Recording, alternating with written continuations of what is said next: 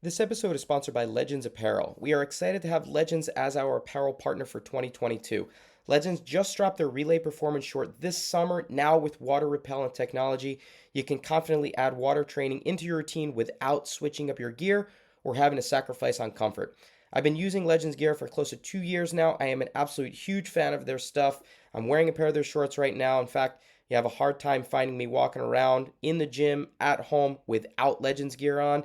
Not only is it comfortable, but it looks great, high on fashion, high on performance as well. Check out their latest colorways, including the Animal Instincts collection at legends.com, and follow them on Instagram for new apparel and collaborations. Welcome to the Power Monkey Podcast, where we chat with the best in the world about what they do. I'm your host, Dave Durante, and this week my co-host is Mike Service. Our guest is Games athlete Rebecca Fuselier. Now, many of you who watched the CrossFit Games just a few weeks ago probably remember one of the most iconic moments of those games was Rebecca walking up the Capitol steps during the Capitol event, carrying that 150-pound Husfeld bag, and having the entire CrossFit community guide her up as she finished that event. It was incredible. It was one of those things that got a lot of people very emotional. We get to talk with her about what that experience was like, along with what the rest of the games was like for a first-time competitor on the individual side. Rebecca comes from a heavy gymnastics background, having competed at a high level for over 10 years, transitioned into CrossFit still as a young athlete, has been doing it for a number of years now, was fortunate enough to compete as a teen athlete 2 times already at the games, how that maybe prepped her to compete on the individual stage for the first time this past summer, what some of the challenges, what were some of the exciting moments of the 2022 CrossFit Games for her, as well as what she has coming up next on the agenda leading into 2023. We love speaking with Rebecca. We thought it was a great conversation in terms of what she was feeling like as a gymnast out there on the floor for the first time, competing as a younger athlete at 22 years old. We hope you guys enjoy this one.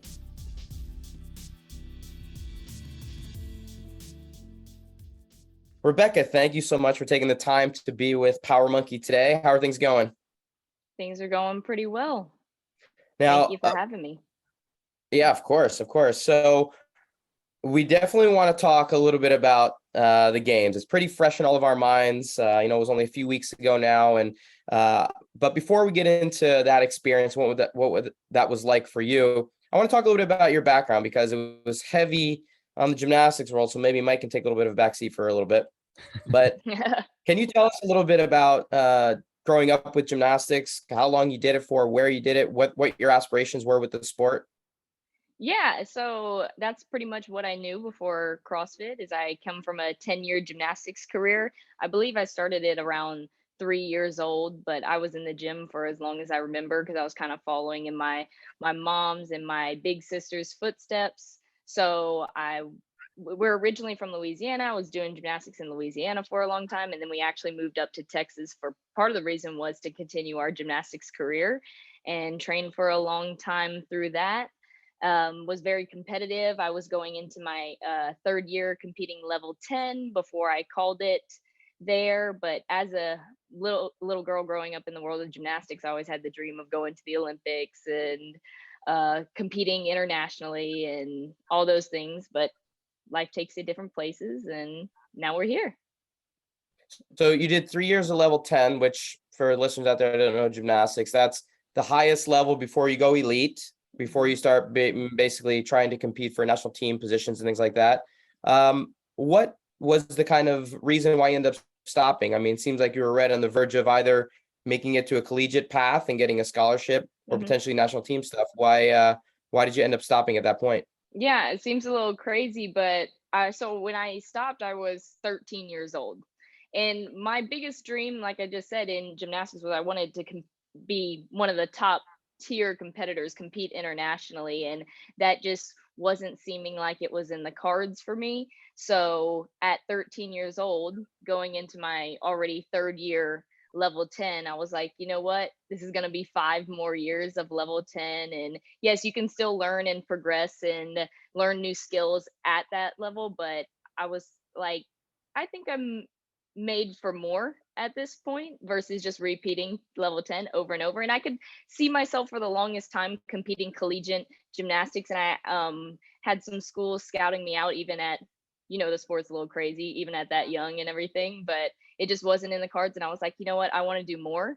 And then my mom had started CrossFit a couple years before me when I was still in gymnastics, and I started looking at that, and I was like, I was kind of known as the conditioning queen in gymnastics. Hmm. The type of conditioning we do, especially at that when you're trying to train elite, is pretty well up there. And I was like the only person on my team that maybe enjoyed conditioning. It was a secret, but I enjoyed conditioning. So I was like, oh, that sport's kind of looking a little fun over there. So that's kind of how the transition worked. Can you give some insight to the CrossFitter listeners out there of what gymnastics conditioning looks like? Well, it looks like all the body weight stuff that I'm good at. So if you take a lot of the strict pulling, but when you're testing, so I was at Texas Dreams, which is a pretty well-known gym in Texas. So we would do a lot of, every other day was elite conditioning, which was like L-sit rope climbs, press to handstands, handstand holds, lots of bar work. We definitely did a whole bunch of strict pull-ups and strict leg lifts. So all those body weight exercises that you actually see that we put a twist on in CrossFit, whether we do strict or the kipping version, is what we're training all day in there. And some running endurance. Any barbell work, any lifting, any barbell work at all? That's where my question was going to come in for you. Let's get into it because I look back at those days and I'm like, that would have been nice to have that. Yeah, but you were still, I think you were still good and young when you probably got into the CrossFit gym. So do you remember your first time like grabbing a barbell, what you did with the barbell or what the coaches told you? I'm curious about that. I totally do. I remember my first day like it was yesterday. That's how much I fell in love with it. And I actually remember coming home from one of my first days it was my first day touching a barbell, and it was just a simple deadlift. And so my whole family does CrossFit. And I went over, my brother and my sister had started a little bit before me too, my older brother, my older sister. And I remember going home that day and I was like, guys, I deadlifted 35 pounds. And I was like so proud of it. And my brother just straight up goes, that's nothing. And I was so proud of it. But yeah, that was my first day touching a barbell. But my siblings were like, that's nothing. I go, for now. I mean, cool. That's quite a jump from 35 pounds to what you're doing these days. So yeah, that's super impressive. So how many of your family are actually involved with the sport? So everybody's pretty much done it at this point. My mom and dad still do it. My sister works out at my gym too. My brother CrossFits up in Colorado, and my little sister's in and out. Every now and then she'll show up. So there's a lot of us around there. Mm-hmm. You can see a whole family at the CrossFit Games. We got the Smith siblings and some other family members at the games. We can get mom, dad, and all the kids at a CrossFit Games. When you guys put a team together, that would be pretty interesting. I mean, I've told them that a little bit, but they just think I'm crazy over here. So going from the gymnastics world, picking up the first barbell, to becoming a teen athlete, and you had two incredible experiences of competing at the CrossFit Games as a teen athlete.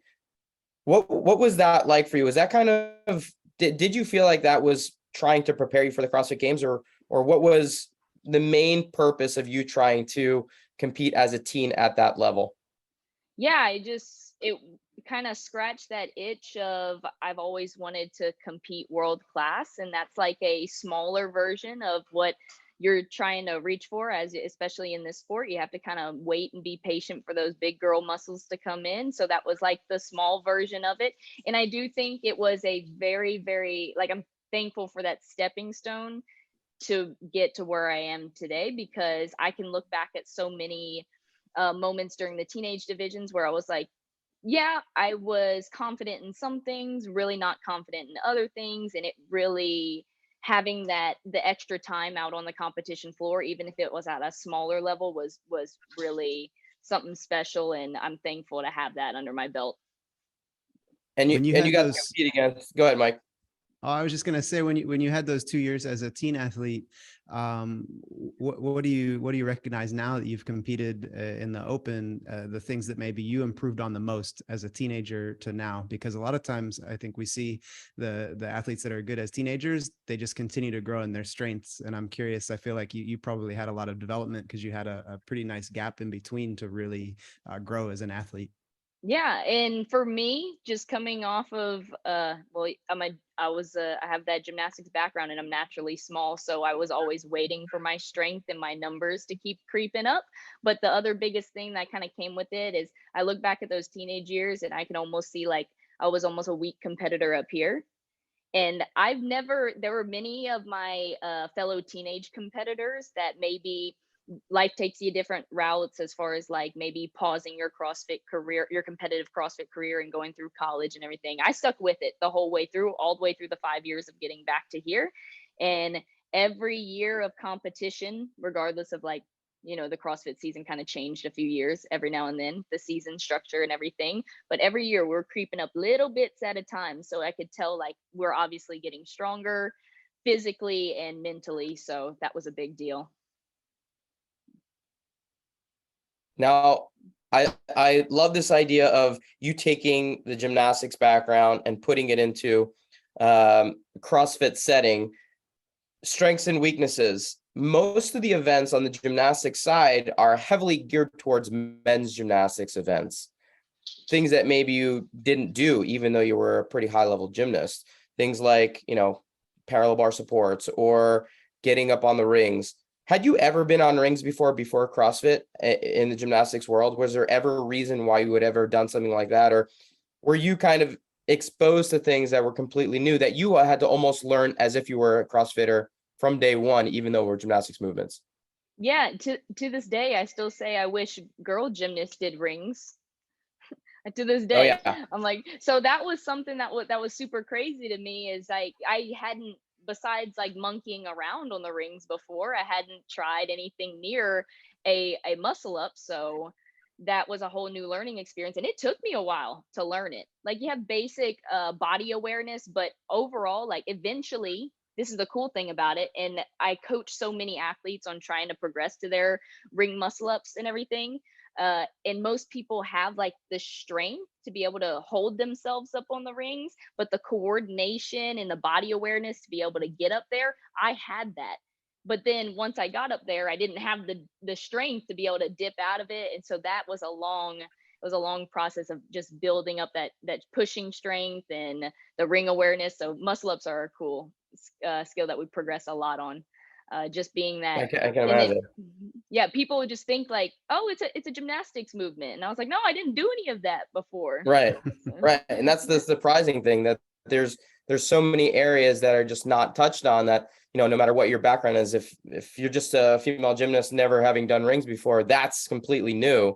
But the cool thing is, I want to get into in a minute the new additions of some fun exercise that we saw at this CrossFit Games. But before we get there, you're 22 years old, so you're still fairly young in the sport.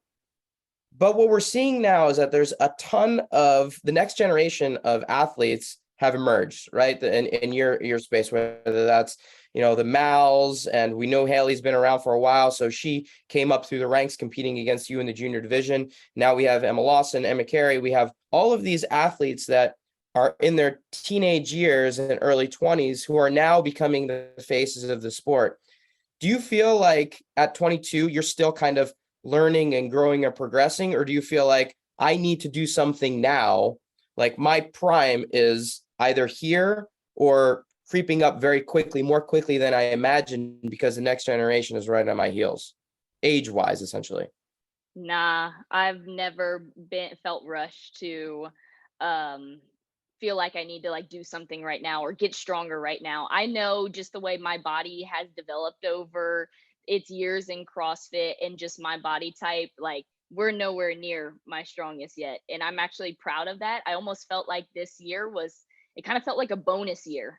Like, cause knew we would be kind of on the edge. And if I did everything right at semifinals, we'd kind of fall over the edge into the games category. So I wanted to like take this year and just go start learning right away, because it was almost like unexpected.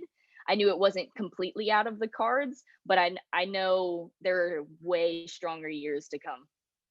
So I'm Well, not that's in that's any, awesome to hear. yeah, I'm not in any rush. Not in any rush.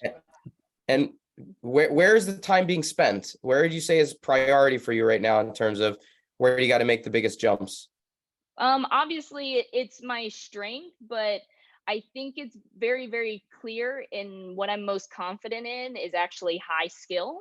And it's not even that high skill gymnastics. I'm also very confident in like my Olympic lifts and everything, because I have a lot of great coordination and body awareness thanks to my gymnastics background. So I actually get to do a whole lot of the boring stuff of just building a stronger foundation and powerlifting and getting strong and putting on muscle. And so that's where I'm at. And that's how every season is basically going to start and mostly consist of. And then when we start getting further into the season, that's when we break out the high skill gymnastics and clean all that up. So yeah. Mike, that sounds like it's music to your ears in Yeah. terms of where the time's being spent.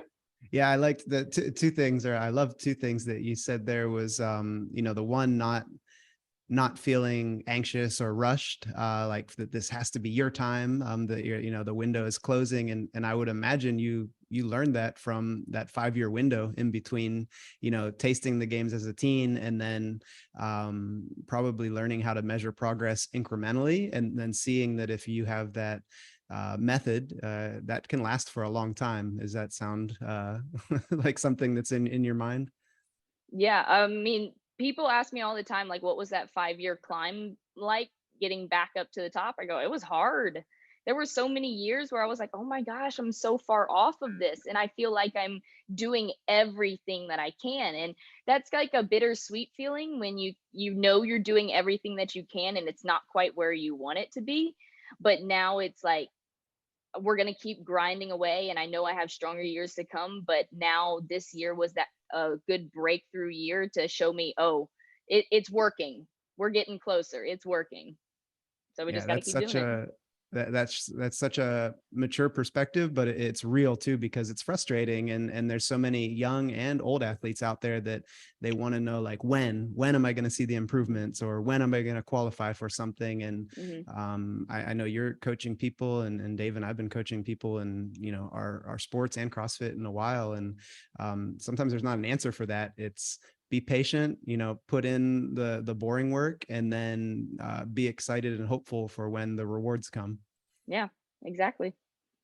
Small incremental gains, that's what it's all about. And it probably, I imagine your gymnastics background help with that, because everything in gymnastics is tiny, tiny baby steps. There's never any like enormous leaps and bounds. You're not going to go from like a kip to a giant in one day kind of a thing. And Right. so same mentality that you grew up with in the sport is probably, lending itself well to what you're doing today. Right. And I don't know if Now, it's just, I don't know if it's just like that's how I was basically taught and trained growing up, but people, I know people get annoyed with me as a coach. I'm like, you're going to start with this step, and then you're going to go to this step, and then you're going to go to this step, but don't, I was like, you have to show me mastery of this step before you go to this step. And it's fun coaching people because everybody wants those big skills right away, but I'm a stickler for you do the basics right, and then you go to the next thing.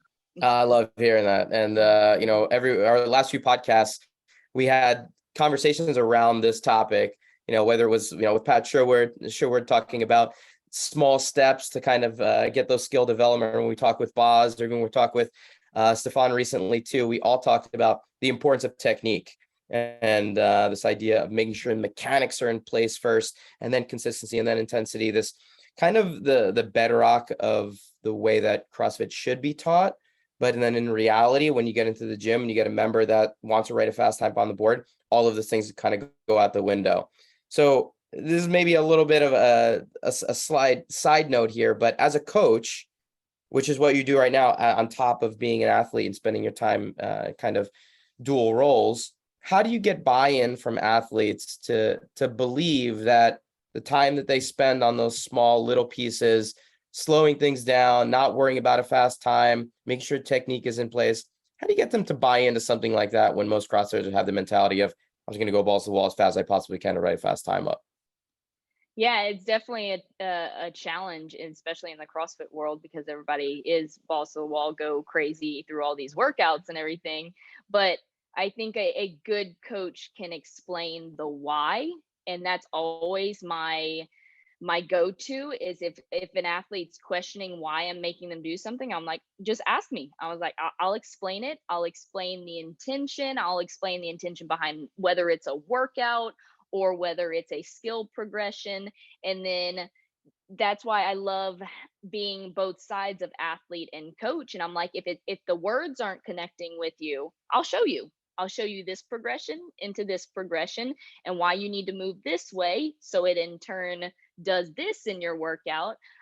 So it's just extra explanation. And I think there's a lot of great coaches out there that are like the hoorah, like let's go, go, go coaches. And that's, we need a lot of that, but we also need the, hey, this is why, let's slow down a little bit. Because once you get the movement down and the slower part of it, then we ramp up the intensity and we can trust like our movement and go crazy CrossFit style then. I think it's such an advantage, right? Being able to actually show the movements the way that you want them to be done. Not everybody has the ability to do that. And I think that's one of the things that we've always thought about our selves in terms of how we separate. We were the athletes at that level too. We understand the nuance. We understand that what the athlete is going through. So we can kind of navigate some of the questions a little bit more than someone who's a great coach that didn't go through it as an athlete. So it's interesting to hear you say that, because I believe the same thing in terms of Team Power Monkey. It's exactly the mentality that we take. Would you agree with that, Mike?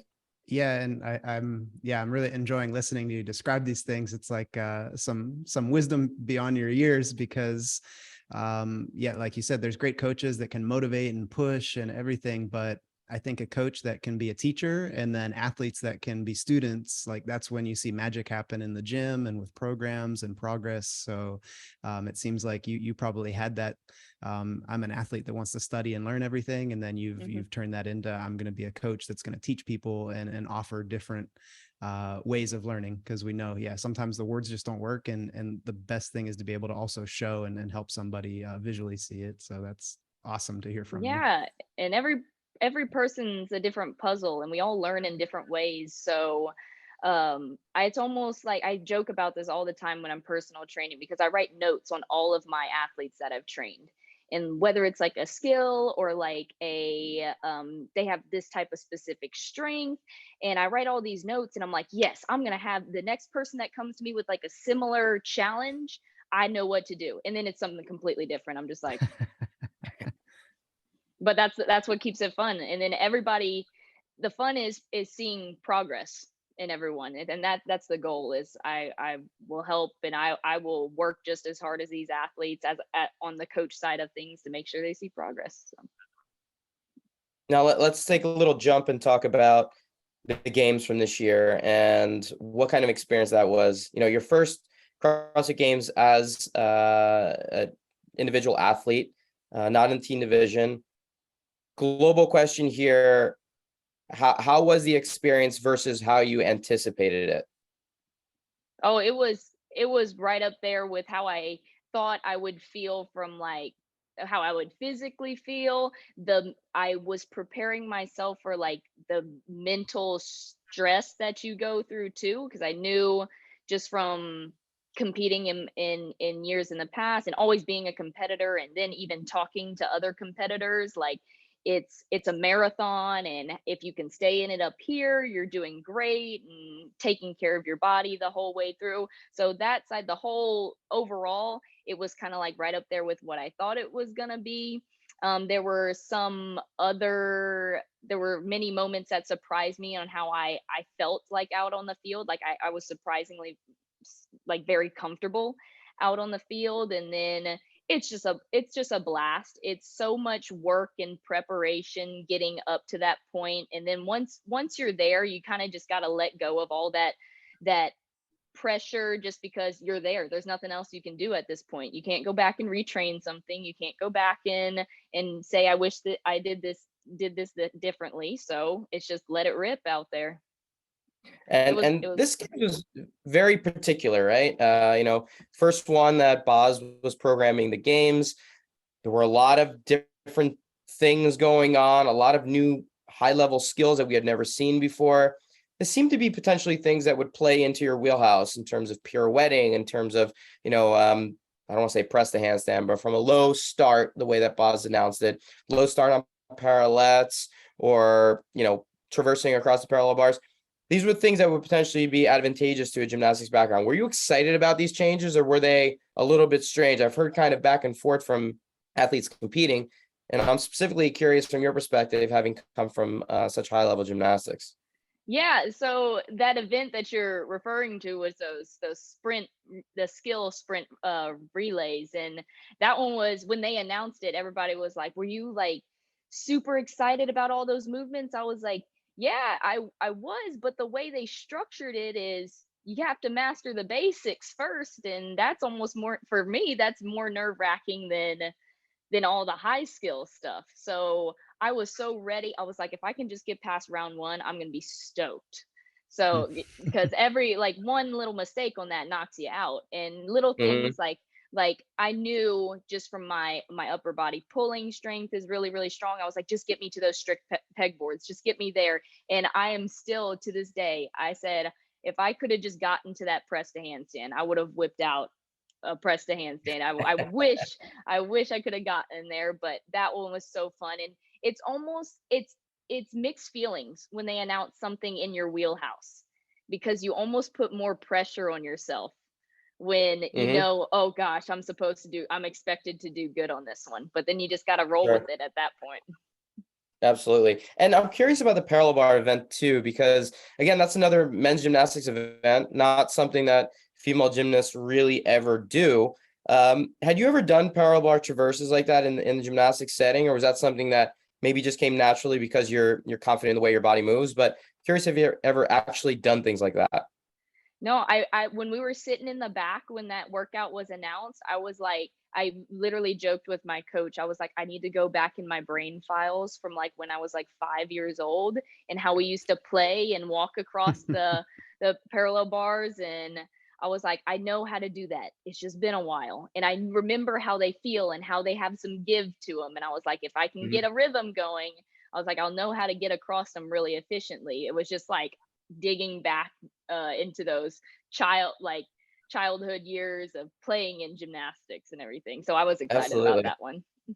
And that you made a good point there that I think I want listeners out there to recognize. The bars that were used were AAI, which is the American supplier of gymnastics equipment, what we would normally perform on in higher level competitions, but they were not the highest level bars. They were more of like the kids version. But what's important to note here is that if you have a set of parallel bars in your own gym that you've gotten from a gymnastics gym, they have flex to them. They're either wood bars or fiberglass. So when you move from the upright and you get more towards the center, there's a ton of bounce to them. So essentially, you can kind of bounce your way down versus if you have just steel rods, or if you have, you're trying to do traverse across boxes to try to simulate, you're not going to have any give at all. So it's really different in terms of what it feels like laterally, side to side, when you have that bounce and that give. The bars that they were using at the games, while they were not the highest level of parallel bars out there, they still were fiberglass. They still did have a bunch of give to them. So it actually gave a little bit of a bounce to the athletes as they were going down. Did you feel that bounce a little bit as you were Mhm. going? Mhm. Yeah. Yeah, it was really cool to kind of have the I the background that I have. And I was like, even though I haven't been on them in a long time, that was immediately what I started looking for when they started pulling out all the gymnastics equipment. I was like, oh, is it the brands that I'm used to looking at? And even though I don't train on that, like as soon as like the demo team hopped up on it, I was like looking at like how much they were giving. And so that was a really cool like little leg up to have. Yeah, and I got to give a little shout out to Andy Tim. Andy is the rep at AI that basically helps provide the equipment to CrossFit. He was a gymnast at ASU back in the day. He's actually my same year, so I've known him forever. He's actually one of our Power Monkey coaches too. He's been coaching with us at camp for a number of years, and so we were always really excited to be able to hopefully see parallel bars and hopefully see some of these newer higher level gymnastic skills. We've been talking about it for years. So I know he was really excited to be able to have those things out on the floor. And hopefully we continue to see some of those skills from the gymnastics side be a part of it. I know that Boz is excited to challenge athletes, shall we say, in different ways. I don't know if gymnastics is going to be the preferred method of that challenge in the next games, but I'm sure there'll be some fun new things that we see you guys do. Anything on the gymnastics side that you have not seen yet that you think or that you'd like to see in either an open or a games setting? Well, we do have to touch on the one that was supposed to be at the games this year. Meaning? The alpaca that got switched around. Oh, Y'all remember that one? Oh man, I'm still a little salty about that. Can you explain it? Yeah, so the alpaca event was the one with the sled pushes and the heavy kettlebells. That morning when we woke up, it was raining. So they were trying. They were supposed to be piked rope, legless rope climbs, or piked legless rope climbs. With the standard in that workout, the ropes got damp, so they cut it out as a safety thing. But we were supposed to start on our booties, climb all the way up with the rope to the side of you, not in between your legs, to the side of you, and then legless descent all the way down. Now, if you come from a gymnastics background, we're doing piked legless rope climbs, like balancing weights and cones on our feet to make sure you stay perfectly still. And I was like, this is mine. I was like, I know how to do these. This is like everything my gymnastics career was training me for. And then it just sucked that got cut. Oh my God. I didn't even know that they had that in there. That I remember the alpaca event, the rain, everything, but I didn't know that there was legless rope climbs in an LSIT. That is so amazing. That's fantastic. The standard was the rope had to stay to the side, which is not necessarily, you don't have to stay in a true pike position, but if you've ever climbed a rope to the side, like you can't flail your legs quite as much as like if you're straddling it. So I knew it would be a little bit harder for some athletes that hadn't done that. And especially, I did a workout recently with that legless descent, way different. It's like I think doubling nobody's practicing legless descents. And I feared for my life one time because I did a rope climb workout with Dave and he said, no, we're going to do this like gymnasts. So just like you described it, he said, start seated and then you have to come down the same way. And I thought after like 2 rope climbs, I would die. So yeah, and then but the legless descent, it becomes a safety thing. You have to really judge, like, am I ready to do this? And just make the right call of, hey, my arms are not ready for this. I need to hook my legs back on. So yeah, I did a workout recently. The other part that I love that you mentioned, it's basically the only way that I do my rope climbs is starting from seated position, which takes away the advantage of, some 6'5" monster that can jump and take one swipe of his arm and touch the top of where the target is. So starting from seated position balances out that field a little bit more. Actually, I don't know if we want to give more advantage to the gymnast in a rope climbing situation, but it definitely does that. Jordan just gave me a little like side eye, like, why do gymnasts need extra advantage on rope climbs? But seated rope climbs, everyone, they were supposed to be in the games. Get prepared because someone's going to see them very soon, and it's going to be a huge advantage to those who actually train them. I love that. Yeah. What do you think about strict toes to bar? This is one of the ones that I would love to see in the open, in the games at some point. I think that would be incredibly challenging for a lot of people. I think it would surprise a lot of people. They definitely have to do them on some stall bars. Boom. Absolutely. Yeah, because little barrier behind you to make sure that your feet touch the bottom rung, and make sure there's no swing in. See if you actually have good compression. And man, it's been a hot minute since I've been on a set of stall bars. It changes things. Yeah, absolutely does. Now, the gymnastics side, we're definitely one side of that equation, but I would say that your moment at the games when it came to one specific event was probably one of the most memorable and will be one of the most legendary moments of the games at the Capitol event. And it wasn't because you won the event, but because you performed in a way that was up to what every CrossFitter hopes to do. And it's about not giving up. It's about performing with everything you have. And then it's performing with the community behind you. For those of you out there that didn't watch that event, it's incredible to watch. You get chills thinking about what you were doing, struggling going up those steps, and having so many people behind you basically pushing you up those steps. In the moment where you're going through, was it just, I got to get through this freaking thing, like this is just unbelievably challenging? Or did you feel like something special was happening there with those people kind of following up the steps with you? Um, yeah, it's still kind of crazy. And recently I've seen more and more like pieces and parts to like the live stream and everything, just because it's such, I don't really like to go back and like look at some of those moments. It's like awkward to me to go look at some of that. But in the moment, I was I was just on, get this done. I got to get this done, and I know I'm going to get it done. It's just how long is it going to take for me to Mm. get it done? And as we're like getting through, and I don't even remember parts of the event, like the farmer's carry that was in there. It all came down to moving that Husafell bag, and it was just like beating me up. And I saw flights of stairs coming up, and I was like, yeah, it's got to go up there. It's gonna get there somehow. I just got to figure out how to get it up there. And then there were moments where when you compete, you're on such an adrenaline high, and half the time you don't even feel the pain. All of a sudden, like 3 flights in, I felt like it was like fading off, and I go, oh my gosh, if I'm feeling this now, I'm gonna be hurting later. But there's no ounce of thinking about stopping at all. And then there's a funny moment in there. Like I think I was like two flights of stairs up, and I told my coach this like a week later. I was like, I think someone came up and asked me, like on the games team, if I was going to be able to finish this. I was like, I think that happened. And he goes, I think, he was like, that was Boz. And I go, oh, I thought it was just a dude asking me if I was gonna be able to finish. And I was like, yeah, before you can even get the sentence out, I was like, of course I'm not gonna,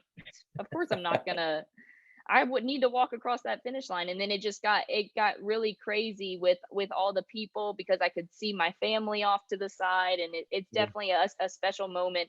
And I'm just proud that this is the reason I fell in love with CrossFit, and I think a lot of us fell in love with CrossFit. Is just the community is one of a kind, and I was just very thankful to be a part of such a special moment.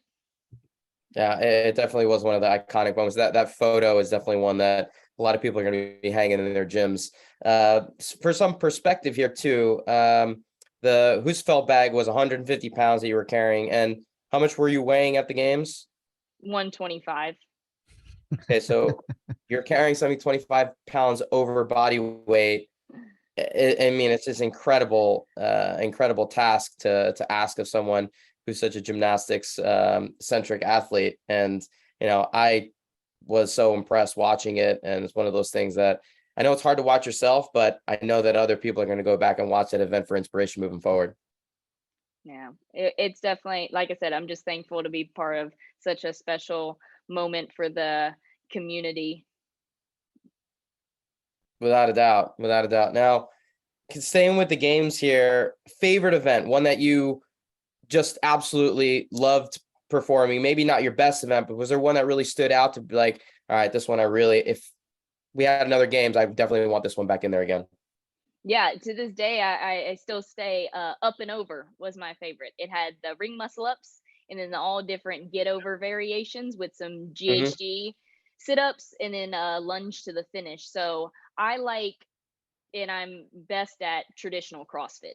All the modalities mixed into one, and that time frame was a little bit on my side, but yeah, a little bit of gymnastics, a little bit of skill, learning how to, and a little bit of grunt work, learning how to get up and over each of the objects, a little bit of midline with the GHDs. That's always something I get excited for. Having a gymnastics background is just give me a workout, toss some GHDs in the beginning, because I know that knocks it hurts a lot of other competitors, but just having that midline, that strong midline helps big time in a lot of movements, not even just gymnastics, like even when it comes to lifting.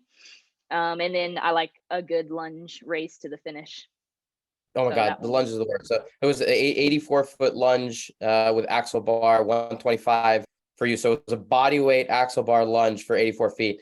I think I could probably take one step if I was fresh with body weight before I'd have to drop the bar. So perspective there, that's not really the thing I'd like to finish. Mike, if you had to do that event, where would the sticking point be for you? entering the event. No, come on. Your gymnastics has stepped up quite a bit. You can do a muscle up now. Yeah, Think you can do 3 rounds of 12 muscle ups?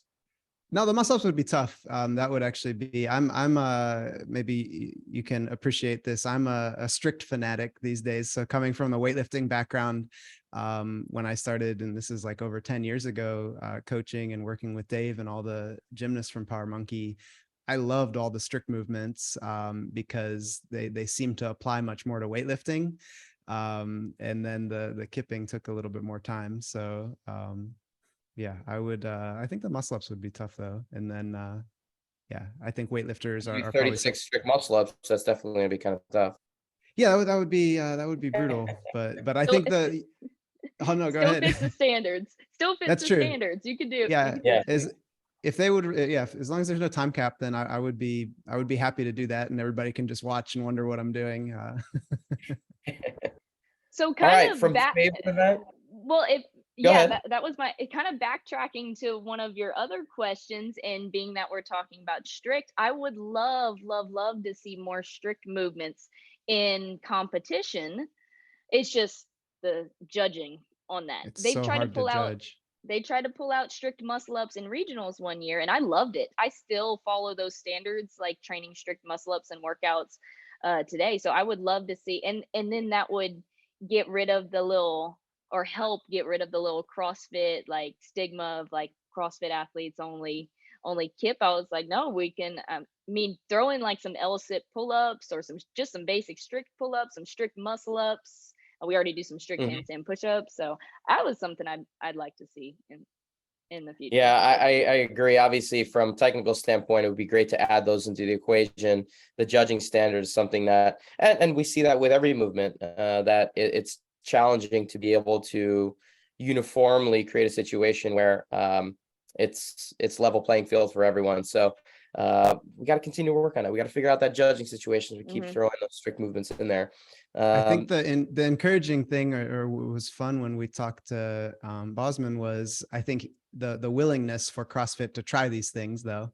So, you know, they'll think outside of the box, and he'll think outside of the box. And I think we have a lot to look forward to in like upcoming competitions, and then all of these, you know, the sectionals and the qualifiers, they'll mimic, and they'll want to try some on their own. So I think we'll have, especially in the next season, I think we'll see some really cool variations of everything. Yeah, I agree. Yeah, I think so too. Now, you mentioned that like traditional CrossFit workouts are more up your alley, you know, a combination of different specialties, a little longer, conditioning is up your alley. There weren't that many workouts at the games this year that kind of fell into that category. It was a lot of technical stuff and a lot of stuff that was very unique. Was there a workout that you were just like, I never want to do this one again? Like opposite in the spectrum, like I just hate this workout and never want to do it again? No, not from a programming standpoint. There were moments where I was frustrated, mostly with like when they adjusted like that alpaca event. I wasn't happy about what it turned into. I was genuinely excited about going into all the events, but there is something to be said about it's the games, and I was more excited to get tested in the sense that this is not traditional CrossFit anymore. That's almost what semifinals is for, is they'll throw the CrossFit workouts at you and see how well you can do at that. And now the games is a whole nother tier. Like you have to learn how to, I felt like you said, there was Boz threw so many new things in there that it really tested like how are you able to adapt on the spot. So what did you notice? What did you notice when, or had you ever tried heavy sandbags? Like, had you ever tried that before? No, and I wouldn't. probably put that ever in my training as far as maxing out on a sandbag clean, just because of how they started looking and Yeah, everything. yeah. But it was definitely a spectacle to watch. It was an amazing event to watch. Those sandbags, like I've cleaned 150s in workouts before. It more or less comes down to like my size and Hmm. being able to get my hands around it, which I'm always going to have to deal with. Just all the more reason to get super, super strong and keep figuring out ways to move those heavier weights and just get really good at moving. It was really cool seeing being that I didn't get far in the sandbag ladder, but as the girls, like all the girls were kind of in the same boat, or just all the athletes were in the same boat, as no one's really tried this before. Yep. But it was Mhm. interesting to see as some of the athletes made their way to the heavier sandbags, they actually started figuring out technique and mix gripping Yep. the sandbag. And I'm like, oh, that's definitely something I want to make note of and at least train a little bit of that technique when we get back in the gym. That was probably one of my favorite things to see, for a couple of things. One of my best friends is a strongman competitor, and he owns a CrossFit gym. So I still haven't got to talk to him since the event to see what he thought. But he has people with like Atlas stones all the time on the Hmm. weekends, and it's I tried it one day, and I thought, oh yeah, I'm a weightlifter. I'll be able to figure it out. It can't be so hard. But the technique with that, and the ability to get into very functional positions that maybe you don't generally do, is high skill. Like you really, you said Hmm. it there. We're just seeing the athletes that were able to kind of adapt and figure out techniques on the fly, and then put together, something like, how can I get a different grip on this, and then how can I extend my hips to get it up over my shoulder, because there's no way I can muscle, double my body weight in a sandbag over my Hmm. shoulder.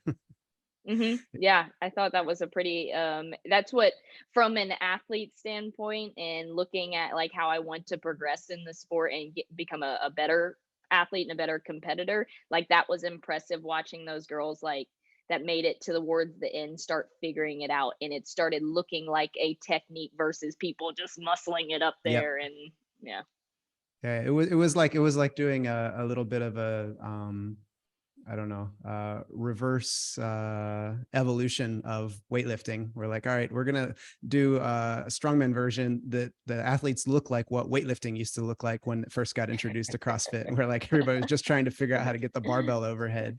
Yeah. And we had Dave, was that on a podcast? I can't remember, when Annie Sakamoto said the first time that they told her and some of the girls early on to do a barbell snatch, they all laughed at the coach. They're like, that doesn't exist. You snatch dumbbells.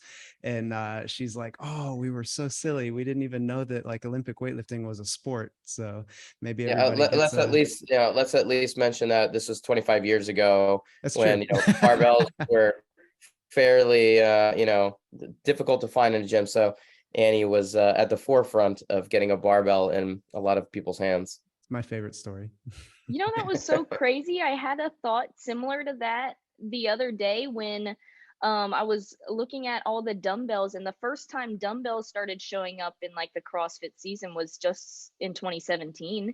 And you remember there Yeah. was like a national dumbbell shortage of of gyms trying to go buy up all the dumbbells. And I was like, Yep. I remember that first year with trying to figure out how to move the dumbbells, and I was like, just thinking about how much I use them in training now.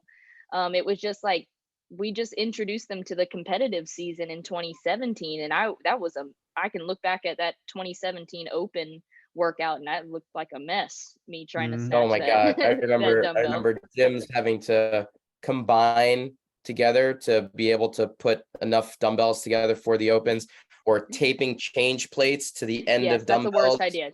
that people had the right weight that were needed. Yeah, it was a very early time with the advent of or the inclusion of dumbbells in the CrossFit setting. Hugely beneficial and used in the men's gymnastics world. We don't pick up barbells very much, but we use dumbbells all the time. Dumbbells are a huge part of our training, so that's one of the areas where if I'm picking up a weight, I'm normally picking up a dumbbell. What do you typically what's like your go-to? Is it like a pressing and positioning overhead with the dumbbells, or what do y'all typically do? Yeah, it's a good question. It's a lot of straight arm work. So it's an Hmm. area that female gymnasts really never have a reason to work.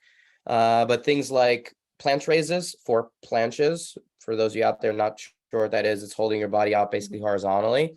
Then for things like invert raises, so dumbbells out to the side, again, straight arm work and getting the elbow condition, connective tissue of the elbow, as well as prep for the shoulder for things like inverted crosses on rings or Japanese handstands on floor.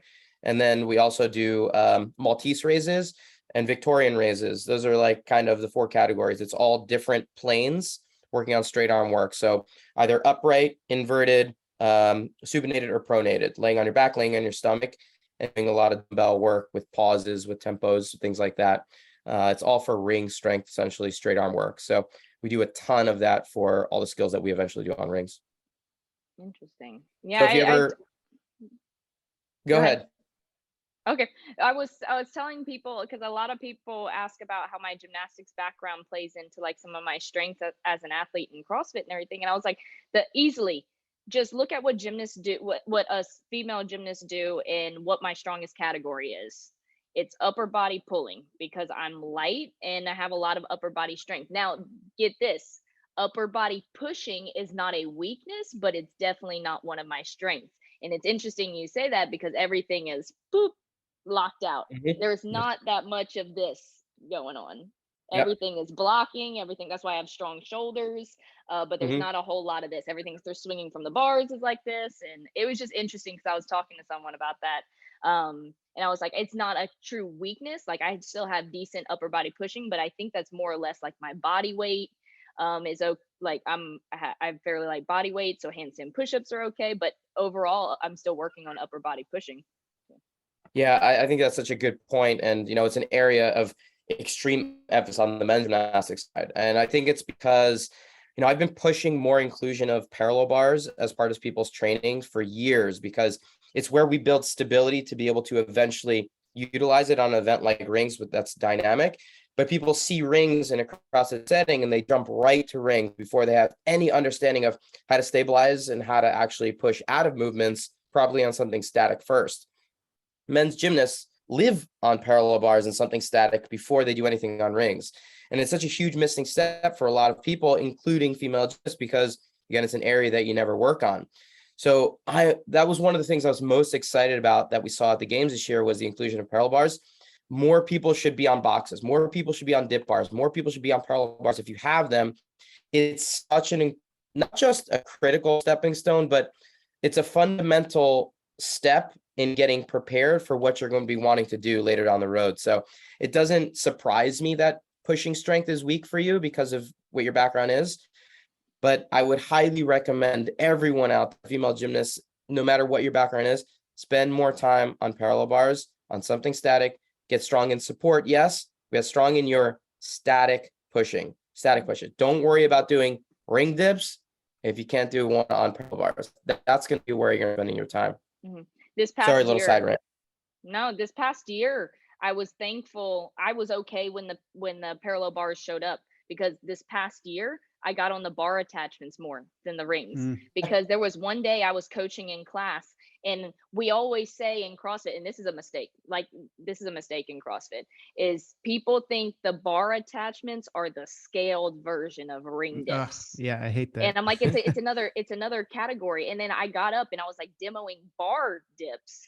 And I was like, oh my gosh, I think these are harder than the ring dips, because I've just been training on the rings the whole time. So this past year, I just spent all my time on bar dips, and it definitely helped me in that sense this year. And it made my rings stronger. Without a doubt. And I think it's such a great point. And I love the perspective there. I'm going to bring this up to anyone who has taken a Power Monkey course or come to one of our camps. You've heard this from me or any of our other Power Monkey coaches. When we talk about this specific topic, we talk about dips. We take you off the rings and we do dips on between boxes, so everyone can get a setting. And we basically tell people that they need to train their dips in the same way that Mike and Chad and the rest of our weightlifting crew is teaching people how to train their squats. Meaning you need to get strong, comfortable, and mobile in the bottom part of your dip in the same way you're trying to do that with the bottom part of your squat. So we do is we throw tempo and pause dips into the equation, because most people are doing tempo and pause work in their weightlifting all the time. definitely something that people are aware of, but nobody is doing pause and tempo work with their push and pull work, especially their static and push and pull work. I would highly recommend everyone giving this a try. Try 1 5-second pause dip on static apparatus, and then try 2 3-second tempo descent, 3-second pause at the bottom dips, and see how difficult those are for you. If you're only ever doing dips rings, try a couple of reps. This is 1 and 2 reps. And if getting out of that bottom is challenging for you, you should stop doing ring dips. You should stop doing ring dips when they come into workout and only spend time on a variation where you can actually build strength on a stable apparatus. So I love that you started to incorporate that with yourself and your athletes. Needs to be done across the board. Everyone needs to be doing more static dips. Use those parallel bars, use those dip bars, use those boxes, spend more time on static apparatus. So again, extension of my last rant. I want more people to be on that static apparatus. Thank you for bringing that up. Sir, yes, sir. All right. Getting close to the end here, but I want to ask about your coach, Matt. How long have you been working with Matt? Because we know Matt a little bit. I think he's been out to camp with us in the past, and we love him. He's awesome. I'm curious how you got in touch with Matt and how that relationship has been. We just my mom stepped foot in his gym a couple years before, and then when my CrossFit career started, he owns CrossFit Bolt, so that's been my home for the coming up on 9 years pretty soon. Wow. Coming up on 9 years. Yeah, so Wow, we've been working together for that long. What a lucky situation. I mean, Matt's such a great guy and a great coach. He's coached athletes at the highest level. He knows the sport inside and out. Would you say that you have a good relationship in terms of how you guys work together? Oh, absolutely. Yeah. And we joke all the time that I'm kind of that grunt work, just give me like the work to do and I'll go above and beyond to do it. He's the mad scientist behind the scenes. Like he loves, like he will have his books out, taking notes, writing down structures of programming, writing out the plan. And I love looking at all of it and asking him questions like, what do you want me to do in this part of this? And it's a really good team. And I always say like Matt, so he puts in the effort, like in the programming that I put in the reps. And it's definitely like, I think he has a harder job than I do, to be honest. So you could tell he loves it. So yeah, we have a good team going. Love hearing that. Well, we're excited about what's coming next. How are you feeling about upcoming season? And what's your next big event that you're training for right now? Good stuff. I'm shooting to head to Miami at the beginning of the year. So right now we're getting back into the pretty much full volume at this point. We're doing a lot of baseline testing and what we want to build off of and how we want to see this progress, getting just my body feeling good to train through what we call off season. I don't really feel like a whole lot of off season and everything, but just making sure I stay healthy. And then come the beginning of the year, yeah, we'll have some fun getting back out on the floor. Well, we're going to be excited to watch you. And I know 2023 is going to be an exciting year for yourself and to be able to get back to the games for next year. Now, before we get you out of here, we got a couple quick questions if you're up for them. Yeah, always. First one, I'm hoping that this gets me an answer. Chad and Mike have been running away with things lately with this one, but I'm hoping to get one back in my corner. But what sport or discipline do you prefer, weightlifting or gymnastics? What sport? Which category? Yeah. Weightlifting or gymnastics? Is it bad that I choose my weakness just because I want? I'm sorry. Sure, you can choose whatever you want. I gotta choose You my just weakness. be invited back on the podcast again. Oh no. Don't let Dave bully you. Just because I like and I have so much learning to do in gymnastics, but I know I have like a ton of learning to do in weightlifting. So that's where I spend a lot of my time right now. Fair enough. I wish I had like that celebratory air horn that I could like blow on the keyboard right now or something. Yeah. That's another point for Mike and Chad. Oh, you got to see what the tally is right now, but I'm still ahead, but it's starting to get a little bit more worrisome. It's a little bit like the Michigan Ohio State rivalry. It's like yeah. you can't rest on your history for so much longer. Exactly. All right, next question, Rebecca. Any person you've come across lately or someone that you think would be a great person for us to interview on the podcast? You know who I became a really big fan of, if you haven't gotten to her yet, is Ariel Lowen. All right, we Y'all have know her not had name? Ariel on yet. We have not Just had her on the podcast. because, just like all the athletes there, like everybody has their unique story, but she's such a bubbly, fun person and such a genuine person. I became a true fan of her over Does there. Erica from gymnastics background as well? I think she does. I know her little girl does gymnastics now, so All maybe. right. All right. Yeah, we've got to put her on the list, Jordan, see if she's up for coming and speak with us a little bit. Thank you for that one. Appreciate it. Books. Do you have any books, if you're not a reader, any TV show or anything like that you've come across recently that you would highly recommend? I'm not the biggest reader just because I'm always keeping my hands busy. I'm always getting myself into projects and everything. And this is the worst question for me just because I'm the office person. I'm always doing stuff with the office on in the background. And parts of me is like ashamed that I'm that person, but Don't ever be ashamed on this podcast. If you heard Jordan and Dave and their pop culture television references, you would feel right at home then. Bottom line is I don't sit down much. So if I have like something on TV, it's usually something that's kind of mindless that I can just listen to. Fair enough. Well, anything you got coming up? Any place where people can go and find you? Where can people follow along with the adventures of Rebecca? Oh, just on my IG. If you guys seen all my crazy reels, I keep myself busy with all that, and then my YouTube. Don't laugh too hard at those reels. And what's your IG account? Just my name, Rebecca Fuselier. Excellent. Well, Rebecca, we really appreciate the time today. Always like hearing from gymnasts who've transitioned into being a superstar in a new space. 2023, can't wait to watch you out there at Wodapalooza. We'll be down there cheering for you. And you got an open invitation to come down to Power Monkey Camp at some point. Hopefully we can get you out maybe in 2023 in spring or in fall. We think it'd be right up your alley with your background. We think you'd love it. I bet. I've looked at it for so long and I'm like, that looks like a blast. It is a good time. It's not that far away from you, Texas. We're in Tennessee. So hopefully we can put it on your agenda as you get prepared for the next season. Yeah. Thanks again, Mike. Thanks for coming in from, Mike is in Greece, Rebecca, if you didn't know that. So Mike is coming from the other world. And I'm the foreigner here. Very cool. But I do have to mention, Mike just got his Greek citizenship. Is this correct, Mike? Well, not citizenship. I'm a legitimate resident, so I'm allowed to stay here without getting in trouble. It's been long road. We've had some sketchy in and outs of passport control the last couple of years. Big step in the right direction, Mike. Congrats on that. We love hearing it.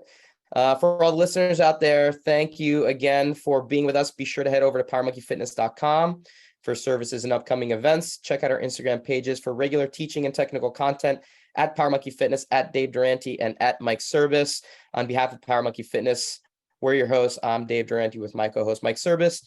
And until next time, thank you all for listening.